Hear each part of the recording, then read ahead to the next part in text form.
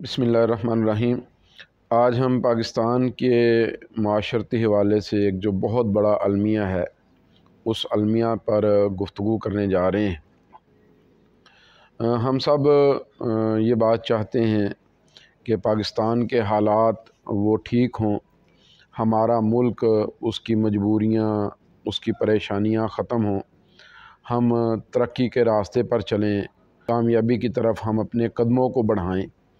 लेकिन हकीकत बात यह है कि हमारी सोसाइटी, हमारा मुआशरा आज जिस जगह पर जाकर खड़ा हो गया है, इस कैफियत में, इस सूरत हाल में इस्लाह अहवाल या दुरुस्तगी का मामला काफ़ी मुश्किल है। नामुमकिन तो नहीं है, लेकिन ये एक बड़ा ही मुश्किल मरहला है जिससे हम दो चार हैं। लिहाजा अब हमें ये करना है कि हमें अपने मुआशरे की दुरुस्तगी के लिए एक बड़ा किरदार अदा करना है, जिसके बाद फिर ये बात मुमकिन हो जाएगी कि इंशाअल्लाह हम तरक्की की तरफ अपने सफ़र को आगे बढ़ा सकें। तो इस हवाले से गुज़श्ता दिनों एक कॉलम लिखने का इत्तेफाक हुआ, तो मैं उसको आपके सामने रखना चाहता हूँ। पाकिस्तान की सियासत का अलमिया ये है कि इस पर जागीरदार तबका मुकम्मल तौर पर काबिज़ है। रियासत इनकी ज़ाती जागीर बन चुकी है। लोग महरूमियों का शिकार हैं। गुर्बत व अफलास ने इनकी कमर को तोड़ कर रख दिया है। कोई इनके बारे में सोचने और बात करने को तैयार नहीं है। महंगाई, बेरोज़गारी का तूफ़ान थमने का नाम नहीं ले रहा। अशराफिया की बदअमालियाँ माशरती फ़ैशन का रूप धारती चली जा रही हैं। ट्रांसपेरेंसी इंटरनेशनल हमारे यहाँ करप्शन के क्या दादोशुमार बयान करती है, या एमनेस्टी इंटरनेशनल हमारे माशरे में इंसानी हकूक़ के हवाले से क्या बात कहती है। हम आलमी एतबार से अदल इंसाफ के किस मुकाम पर खड़े हैं, हमारे तालीमी निज़ाम के बारे में दुनिया क्या गुफ्तगू कर रही है। इन बातों को एक तरह रखते हुए जब हम अपने माशरे पर एक नज़र डालते हैं तो हमें पता चलता है कि हम तो मुकम्मल तबाही की तरफ जा रहे हैं।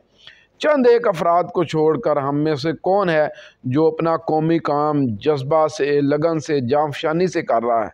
छोटी छोटी बातों पर झूठ है, इंतहाई मामूली चीज़ों की खातर ख़यानत है, ताल्लुकात में मुनाफ़कत है, हर जगह पर हमें पस्तगी नज़र आ रही है। उस्ताद जो एक बाप के रूप का दूसरा नाम है, हवा की बेटियों को अपनी हवस का निशाना बना रहा है। तालीमी इदारे हवस परस्ती के गढ़ बन चुके हैं। सिर्फ़ एक इस्लामी यूनिवर्सिटी बहावलपुर नहीं, हर जगह की दास्तान एक जैसी है। इंसाफ देने वालों के घर तक जुल्म के अड्डे बने हुए हैं। ताकतवर कमज़ोरों के चीथड़े उड़ाकर भी रख दे तो फिर भी निज़ाम उसके पुष्पनाही पर खड़ा नज़र आता है। ताकतवर हमेशा ठीक होता है, मज़लूम, मुजरिम और कसूरवार है। बलूचिस्तान में एक MPA की गाड़ी के नीचे एक पुलिस वाला आकर कुचला जाता है तो जनाब वो कुचला जाने वाला मुजरिम है। चूँकि MPA साहब तो जनाब कौमी अमल के अंदर शरीक हैं, तो ऐसे हालात में किसको रहबर किया जाए, किसको रहनुमा कहा जाए। जुल्म की हद तो ये है कि कोई सरकारी मुलाजम अगर रिटायर हो जाए तो उसे अपनी पेंशन लेने के लिए अपने ही साथियों को रिश्वत देना पड़ती है। कोई दौरान मुलाजमत फोत हो जाए तो उसकी बेवा और यतीम बच्चों को जिस क़यामत से गुज़रना पड़ता है उसका बयान मुमकिन नहीं है। वडेरों और जागीरदारों के डेरों के ऊपर गरीबों पर जो इस्तेहसाल हो रहा है उसके किस्से इतने अजीब हैं कि बयान नहीं किए जा सकते। जमादार तक अपने काम में चोरी कर रहा है, नायब कासद एक अलग धोखे में मुब्तला है। सरकारी इदारों में 50 ग्राम की फ़ाइल को हरकत देने के लिए हवाई जहाज़ के पहिए दरकार हैं। चंद दिन पहले एक दूध फ़रोख्त करने वाले जो साहब थे उनसे मुलाकात हुई तो मैंने उनसे उनके कारोबार के हालात के बारे में पूछा तो वो कहने लगे कि भाई मैं तो ये काम छोड़ रहा हूँ। भाई आप ये काम क्यों छोड़ें? कहने लगे उसकी वजह यह है कि जनाब अब लोहे की भैंसों का दूध इतना है कि आम भैंस के दूध की शायद ज़रूरत नहीं है। चने की दाल में मटरी की मिक्सिंग आम बात है और रेडी बान इतनी आसानी से नाप तोल में कमी करता है कि आप खुशी से कबूल कर लेते हैं।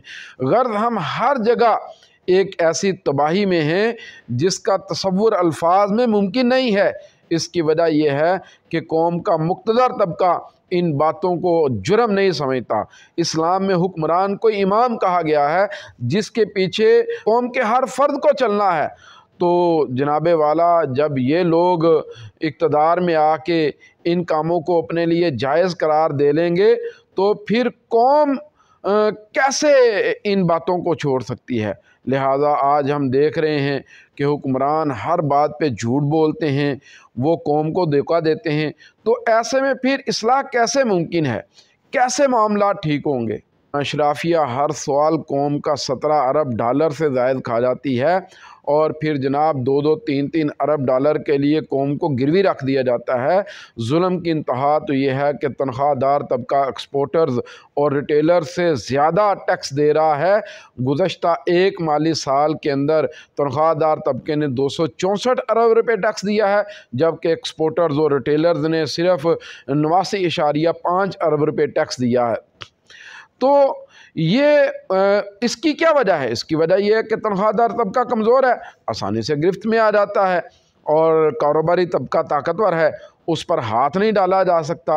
اسی طرح اگر آپ ٹیکس جمع کرنے والوں کو داروں کو دیکھیں تو معلوم ہوگا کہ وہاں پہ چوکیدار بھی اچھا خاصا مالدار ہے، باقی جو لوگ اوپر بیٹھے ہیں ان پر تو زبان کھولنے کی جرت کسی کے اندر نہیں ہے۔ تو ایسے میں یقیناً اصلاح ایک مشکل کام ہے، لیکن ناممکن نہیں ہے۔ اس کے لیے ایک بڑی جرت مندانہ جدوجہد کی ضرورت ہے، جو بڑوں کے خوف سے آزاد ہو، جس میں حالات کے سامنے ڈٹ جانے کی ہمت ہو۔ لیکن کیا جائے تو کیا کیا جائے؟ ہمارے ملک میں تو گنگا الٹی بہہ رہی ہے، یہاں زبان کھولنا جرم ہے کہ طاقتوروں کے آرام کے اندر خلل آتا ہے۔ اس لیے سمجھا جاتا ہے کہ قانون ہی ایسا بنا دیا جائے کہ یہ چند لوگ اور چند خاندانوں کے سامنے کوئی پھر کھڑا ہونے کی جرت نہ کر سکے، کوئی کمزور ان کے سامنے بات نہ کر سکے، بات کرے تو اسے پابند سلاسل کر دیا جائے، اسے یوں نشانہ عبرت بنایا جائے کہ اس کے بعد کوئی ایسا کرنے کی ہمت نہ کرے۔ کسی کو مذہب کے نام پر، کسی کو انتہا پسندی کے نام پر، کسی کو نقص عامہ کا مسئلہ بنا کے، کسی کو ایک اور خطاب دے کے آپ پابند سلاسل کر دیں۔ لیکن میں یہ کہنا چاہتا ہوں کہ ایسا کرنے سے کیا حالات ٹھیک ہو جائیں گے؟ کیا ہمارے سارے مسئلے حل ہو جائیں گے؟ ہم کب تک اپنے آپ کو یوں ہی بہلاتے پھسلاتے رہیں گے؟ یہ سوشل میڈیا کا دور ہے، مصنوعی ذہانت نے تحقیق کے میدان میں انقلاب برپا کر دیا ہے۔ اب سب کچھ ایک کلک کی رینج میں ہے۔ اگر اس دور میں نوجوانوں کو صحیح راستہ نہ دکھایا گیا تو پھر نہ جانے کون کون انہیں استعمال کرے گا۔ فرسٹریشن کئی ایک جرائم کی بنیاد ہے، یہیں سے انتہا پسندی اور دہشت گردی جنم لیتی ہے۔ ظلم جرم کے دروازے کھولتا ہے، جس سے کبھی بھی صرف قانون کی سختی سے نہیں نپٹا جا سکتا، اس سے تو بعض دفعہ بغاوتیں جنم لے لیتی ہیں۔ اس لیے میں یہ کہنا چاہتا ہوں کہ آنکھیں کھولیے اس سے پہلے کہ آگ شدید ہو جائے، مگر اشرافیہ شاید ایسا کرنے کے لیے تیار نہیں ہے۔ سیاست کے پنڈت کبھی خود کو کمزور نہیں ہونے دینا چاہتے، چنانچہ اس کے لیے مڈل کلاس طبقے کو ہی آگے آنا ہوگا، انہیں صبح و 9 کی اذان دینا ہوگی، انہیں قومی رہنمائی کا منصب سنبھالنا ہوگا، اگرچہ اس کے لیے ایک طویل جدوجہد کی ضرورت ہوگی۔ سوسائٹی کی ایک ایک اکائی کی درستگی کے لیے تحریک برپا کرنا ہوگی، پھر کہیں جا کے منظر نظر آئے گی۔ یہ صبر آزما کام ہے مگر لا حاصل نہیں ہے۔ ایسا کرنے والے افراد قوم کی صفوں میں موجود ہیں، صرف ان کی پہچان اور شناخت کرنا ہوگی اور ان کے قدم بہ قدم ہمیں چلنا ہوگا۔ خوف سے باہر نکل کر ہمیں اپنے کردار کو ادا کرنا ہوگا۔ میں یہاں راحت اندوری کے کچھ اشعار آپ کے سامنے رکھنا چاہتا ہوں۔ اگر خلاف ہیں تو ہونے دو، جان تھوڑی ہے، یہ سب دعا ہے، کوئی آسمان تھوڑی ہے، لگے گی آگ تو آئیں گے کئی گھر زد میں، یہاں پہ صرف ہمارا مکان تھوڑی ہے۔ میں جانتا ہوں کہ دشمن بھی کم نہیں، لیکن ہماری طرح ہتھیلی پہ جان تھوڑی ہے۔ ہمارے منہ سے جو نکلے وہی صداقت ہے، ہمارے منہ میں تمہاری زبان تھوڑی ہے۔ جو آج صاحب مسند ہیں کل نہیں ہوں گے، کرایہ دار ہیں، ذاتی مکان تھوڑی ہے۔ سبھی کا خون شامل ہے یہاں کی مٹی میں، کسی کے باپ کا پاکستان تھوڑی ہے۔ تو میں یہ بات کہنا چاہتا ہوں، آئیں اس ملک کو اپنا سمجھیں، یہاں پہ سوسائٹی کی درستگی کے لیے ہم سب مل کے کردار ادا کریں، ہم سب مل کے آگے بڑھیں۔ اور یہ جو چند خاندان جو ہمارے ملک کو اپنے شکنجے میں جکڑے ہوئے ہیں، ان سے اپنے آپ کو آزاد کروائیں۔ یہ نااہل ہیں، یہ پتہ نہیں کس کس کے ہاتھوں میں کھیلتے ہیں۔ اس لیے میں یہ کہنا چاہتا ہوں، آئیں اپنے کردار کو سمجھیں۔ آج ہمارے مڈل کلاس طبقے کو آگے آنا ہے، سوسائٹی کے سارے لوگوں کو مل کے اصلاح احوال کی کوشش کرنی ہے۔ خرابی کا پیمانہ بڑا ہے، لہٰذا محنت بھی زیادہ درکار ہوگی، لیکن اگر ہم نے آج محنت کر لی تو ہماری آئندہ آنے والی نسلوں کا مستقبل محفوظ ہو جائے گا۔